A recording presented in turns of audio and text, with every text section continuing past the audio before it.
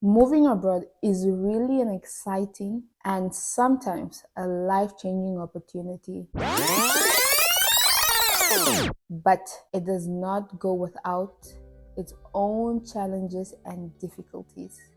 I say sometimes life-changing because it can change for the better or for the worse. It's not what you think or what you see on social media. Moving abroad, I would say it's like a dice. You don't really know until you get there. You have read, you have done your research, but you can never be sure until you get there. Because you might think that, okay, I'm going to move abroad, this person has succeeded, but your story can be different. So today I'll be sharing with you my experiences and the lessons that I have learned. I would start with culture shock. Culture shock. Oh my goodness. If I tell you culture shock is real, we tend to think, or I thought that I've seen it all, I've traveled a little bit before coming to the UK. So I know what to expect. People are different, but what, you think what's the worst thing that can happen? But boy, I tell you that it is totally different when you actually plan on settling or relocating for a certain period of time to another country, a totally different country, especially out of Africa, especially out of the continent that you're used to, I would say. Because if I feel that if I moved to South Africa, yes, there'll be cultural differences, but I would be able to mitigate it much better than having a totally different culture. Hmm. So let me walk you through my experiences of culture shock. Number one would probably be under culture shock, how people interact here, the way of communication. I found that yes, you can speak English. At least in Namibia, English is like, it's a national language. We speak English. But you come to a country where you're like, okay, I can speak English, they speak English, so what can go wrong? And you come here and people speak English, but they speak another English. If I tell you that people from the south, like people from the north, they speak totally different from people from the south. People in Wales speak totally different from the Irish. It's different. You sometimes I'm in conversations with these people and I just don't understand what they're saying. I can pick a few words and probably conclude what they're saying, but it's different ways of speaking. And it's beautiful because you need to embrace it. Like that's the thing of moving abroad. That's the thing of traveling as well. You need to embrace these different cultures and the way of life and so forth. But it can be difficult because imagine being in a meeting and you don't understand what people are saying. You can't always ask like, oh, sorry, what are you saying? Excuse me, excuse me. It gets tiring. Even you're tired of asking, excuse me, excuse me, excuse me. So moving abroad can, like moving to the UK, uh, English. I thought I could speak English until I got here, and then you realize like, oh, okay, my English is not. I thought like my English will be elementary, but my English is actually very good compared to others because they understand me and they'll even be like, oh, you speak very well. And what's funny is I've been in situations where people in the south. So when I mean the south is like people in London would probably criticize people in the north, and that's Newcastle, your Liverpool and the likes. They'll be like, I don't understand why these people speak like this, or they'll make fun of each other, and you'll be like, but you guys are both Brits. But anyway, let's not get into too much detail. So just bear in mind that that can be a challenge. I'm speaking about it very lightly, but if you are planning to work here and you're maybe moving to places like Liverpool, you need to take that into consideration that yes, you can speak English, but it might be different and you need to learn to adjust yourself. You need to learn to adapt to the environment that you're living in. Number two would probably be I love the fact that people in the UK don't really care. It's like, or at least I live in Brighton, and in Brighton people don't care. Like you can go out in pajamas. People they just don't mind. People are so they hold things to themselves, they keep to themselves that they're just not I feel like there's some disconnection with the outside world. That's how I feel. That's my opinion. As a student, and I've lived in Brighton for quite a few years now, and I just can't, like, they're just so disconnected. The way they interact with people also. The other thing is, you come from a country where you can just meet someone at the bus stop and you can start talking, or you're in a taxi and you speak to someone and it just doesn't feel weird. Like, you just, it's vibes on vibes, you know. But here, unfortunately, you need to consider whether the person wants to speak to you. You need to consider boundaries as well. Not people have the right. Yeah, it's a lot of, like, it's my right to not, I don't have to speak to you if I don't want to speak to you. So you have to consider that. And that can be challenging because you come from a country where you're just like, oh, I'm just going to walk into, maybe a bar and start speaking to people. I'm going to approach this girl. It doesn't work here. Here, especially when it comes to men, you need to be very, very mindful of how you approach a woman, because there are so many laws against men that protects women, that anything you do wrong can just play against you. I've heard of horrific stories where people approach the wrong person and the person probably just claimed that they were raped or they were sexually harassed, and some people are in jail. So you need to read up. If the bus, we're talking about a bus that's coming on time. We're not talking about the exceptions like, oh, it's running late or it came early. We're talking about it being on time, the system working as it's supposed to work in a perfect world. We're talking about that. The bus is supposed to be there at 10. You come 10:01, 10:02. You missed the bus.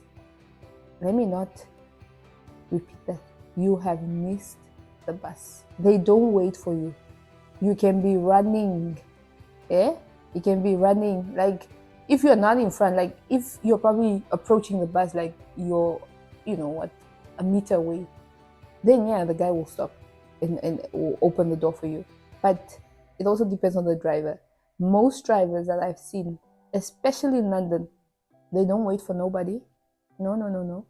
They just close the door. Like, once the people have checked in their tickets or whatever swiped, they just close the door and they go. Whether you're running your lungs out and you are screaming, the bus is just gonna go. They work on that systems. It works for them because obviously then the next stop, the people are on time. You know you're getting home or you're going to the next stop on time or whatever. It works, but it takes away from, tate, when you're hiking on the side of the road there in Ventu, you're just like, taxi, and then the taxi decides to take you to Olympia before it takes you to Grove or whatever. It's just the flexibility at home. You kind of start thinking like, are we doing it right, Anu, or does it not work? Like, this taxi, I want to be at work at 8. So if I take a taxi by 7 a.m. from Komasdal, and I need to go to, CBD, well, I get there by 8 because this man is not going to go drop who off in what. No. So it gives you that assurance that, okay, you'll be at your stop at a certain time. But yeah, would I say that it works? It works. Let me not lie, it works. But I also I miss home. I miss the system back home. I miss your ability to just, get any taxi anytime. And that's the thing also. Like, here it's like maybe every 7 minutes or every 10 minutes, that's when your bus comes, depending on which town you're in. So you can get, like, for us back home, you can get a taxi every minute. And so it doesn't take away from you being late or whatever. But here it's like every 10 minutes, that's when the bus comes. And when it comes, it drops you off. And it has like a timetable, so you know exactly what time you're going to get there. So if you missed it, you can't really say like, oh, let me just get a taxi. You can get an Uber, but it's expensive, it's costly. But if you're going to go with public transport, you have to wait for the next bus, and it might be 10 minutes, 15 minutes. Like, smaller towns, it's even worse because it's maybe every 30 minutes a bus. So, but if you're like in bigger towns, more central towns, if you're in bigger towns like London, Birmingham, and the likes, you can maybe get like every 7 minutes or every 10 minutes, and that works. But yeah, it's like a give and take, you see. The second thing would be building community. I don't know how to start explaining, because you pack up your life, or you pack up part of your life. to move to a different country. You actually move to the different country and you realize, oh, I now need to make friends. You know what? I need to make friends. I need to build a community, because you thrive when you have a community. That's your support system. You know, in a foreign country, when you face challenges, these people are the people you can fall back on. Back home, you don't really care. You don't even think about community because you have family. So it's like it doesn't really occur to you like, oh, I need to build a community. But here, you have to. So you have to be intentional about that. But now, like I said in my previous thing where I spoke about culture shock and the people keeping things to themselves. In the UK, you can't just interact with anybody. So what they have created are many apps where many apps for friendships, many apps for relationships, and so forth. So if you want friendships, you can go like on Bumble Friends and meet people. So you meet people based off what they write. I am who I like this, and you're like, oh, I like it. Swipe. It's like almost like dating. So you choose friends based on that. But now it's hard because you haven't spoken to the person really, so you start chatting with the person and see if you really like the person. So it's like a give and take. Sometimes you feel like I'm wasting time because you don't know if the person is really like that in real life. Also, I feel like, oh, at least what's very important is energy. If I feel like we just don't align, your energy is a little bit off, I won't make it go further. But now in the UK, you don't really have that at the first go. You first have to interact with the person for months, maybe even, because people are so busy. Everybody, especially immigrants. Immigrants are so busy because we have multiple jobs. I'll touch that on my other point. It's later in the video. I'll touch on multiple jobs. So people are so busy that they're juggling so many things at once that they don't have time to meet up. So that creates isolation. Now everybody's busy and you're lonely. So you can't force people to see you. You can't just go to a place and start communicating. What I found is that the best place to actually make friends is like church. People are friendly. Everybody, I think, has the same intention. We love God. If you do go to church, we love God. So we are there to build that community. So it's easy. But if you don't go to church, if you don't have that, it might be very, very difficult for you to create a community apart from your friends, like your student friends. Also with student friends, the challenge is you build these friendships. Everybody's here, let's say for instance for masters for a year, and then after a year people go back to their home countries. Some people change, look for jobs, so they have to go to other towns, and some people probably stay, but then they get busy as well. So it's uncertain. It's like you want to make friends, but you're also like very mindful that it might be temporary friendship, so you don't want to invest too much. So that's building community is quite hard. It is very hard, and this results to loneliness. You feel alone. This is homesickness. If I tell you that I get homesick terribly. I praise God that I am fortunate enough to be able to go home once a year to visit my family, and like I feel like that's my reset. Every time I go home, it's like when I reset and I just take everything in, all the love, all the talks and that. But for people who are not able to go back home, because it's quite costly, for people who are not able to go back home once a year, it gets very, very lonely. It gets very, very depressing as well. That's why you find in countries like this, depression is high, mental health issues are very high. And it's not because people are just speaking about it, because it's really a thing. Firstly, let's speak about the weather. The weather is totally different from what it is back home. You have about, let me say, 4 months or 6 months where it's just dark. It gets dark at 3 p.m. So it's dark the entire day. So you just got out of the house. You woke up at whatever time you woke up, and 3 o'clock it's already dark. So it plays with your mind. Later you're like, what the hell? It's always dark. So those things really affect you. You don't think it's so nice when people see summer. And that's what I say, like people just put out in the world what's nice. When they speak about the UK or they speak about going abroad, they speak about, oh my goodness, summer has this long night and it's brilliant. Let me tell you, I won't lie, it's so nice when the sun only goes down at 11 p.m. You can be out in the streets 11 p.m. it looks like it's 3 p.m. It's totally nice, the weather is beautiful, whatever. But summer lasts in this country probably a month, 2 months. That's your proper summer. After that, it's horrible. After that, the entire year it's horrible. Like it's winter, it's always raining, it's windy. The weather is just not consistent, especially in the UK. Like the weather is horrible. Firstly, let's talk about that. Like it's so horrible. The sun can be shining, and then one moment it just starts raining, and then it's cold. It's forever cold. So you're always in the house because it's also cold. Let me stop complaining. But it sounds like I'm complaining, but I'm trying to paint a picture of what people actually go through here. It might sound very light for someone, but I kid you not, these are real things. These are real problems. These are real challenges that people are facing. And we have seen quite a number of people actually decide, you know what, I can't deal with this. It's too depressing. People have quit jobs, people have quit studying midterm, decided I can't do this. I'm going back home. I cannot live in isolation. And that's true. You cannot live in isolation. If you can't create a community, if you can't build a strong community, it can be really, really challenging. Imagine going through things by yourself in a foreign country where constantly you feel like you don't belong. You constantly feel like someone is just looking over your shoulder if you're doing things right, or you might get caught, Immigrant struggles are real. It's real, it's challenging, it's not for the faint hearted. For people who have made it in foreign countries, you must have some sort of zeal, resilience. That is what you must have. Like you cannot succeed without it. Like it takes a lot from you. It takes a lot. So we've spoken about mental health and how building community, if you don't have a community, can really lead to mental health. And mental health was my next topic. So I won't touch much on it because I think it's everywhere on the internet.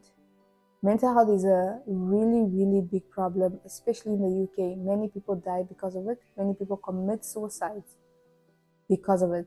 Many people return back home because it's mentally draining, and it is. If I tell you that anybody who has moved back home to look after their mental health, it's not weakness. That is the wisest thing they could do, because it can get depressing. It can take you to some level. I remember in my first year when I got here, it was hard. It was hard. I came here in winter, which was even much harder because it was darker earlier. People don't do anything in winter because it's so cold. So everybody's in their houses. Everybody's just, studying or whatever, but they're indoors. They're isolating. They're not doing any things outside because you can't do anything outside. It's raining 24/7. I hated it so much. Like I cried so much. I can recall like calling my brother and I'll just be crying, and it was hard. It was really, really hard. And that was before making friends. That was before building my pool of people that I can rely on. It gets to you. It gets to you, and because I just felt like I left behind. I didn't have to think about community when I was back home. Yes, I read about being so homesick, but I was like, I'll get over it. It's not gonna affect me. Loneliness, I'll make friends. It's not gonna be a problem. But then when you get here, it's another ball game, and it hit me hard. It hit me hard. I was even considering, let me just go back home. I cannot do this. Why am I struggling? Why am I suffering? I'm not here to suffer. So it gets to you, and the worst part is, and I hope people back home are listening, because the worst part is when you try and reach out to people back home, now they are busy, so you don't have people here, and you want to communicate with people back home, and then people are like, no, I'm busy, or they just don't make time for you. Yeah, it's hard because people back home are also busy, and now you are here, like you feel so alone. Like I've never felt as alone as I felt in the UK. You feel like you are in the world and there's no one. It's like the world, it's like corona times when when the streets were clear. You feel like you're in the middle of the street and you're looking around and you're like, where's everybody? Like all my life, is this what I worked for? Like, is this what he has come to? I'm all alone. So it breaks you. It breaks you. And if you're not tough to pick yourself up and to say, you know what, yes, it broke me, but let me repatch. Like, let me patch myself up and let me work on myself, let me work on creating a community, it can break you down. People come here educated in everything and become homeless because they just can't. They just lost themselves. They just become mentally ill. They just become mentally ill. It's a real thing. Please do consider mental health when you move abroad, or if you are abroad. Consider your mental health. Consider building a community. Consider joining groups. I have joined so many networking groups and so many girls groups and women group and whatever. And it just keeps you, it helps. It helps because I'm on this wonderful group where we're quite a few women, and we just speak about the different challenges we face. So we can speak about, oh, I'm trying to look for this sunscreen. It's as simple as that. Can someone help me? You just feel like you have a sister in a different town or someone that has understanding, and people are so so wonderful, and they're like, yeah, I can help you. But it's what I found is that in most of those groups are mostly like your foreigners that are trying to work together so they can feel some sort of belonging and so forth. So join those groups, join women that really want to help each other, and or men that want to help, or join any community, whatever community you want to join, and it will just help you build that community that will help you work on your mental health so that you're well, because your mental health is very important. Your mental wellness is very, very important. So build on that, and don't leave yourself to become too depressed or too stuck up on the idea that it's too lonely and so forth. There are good people out there. There are wonderful people that want to help.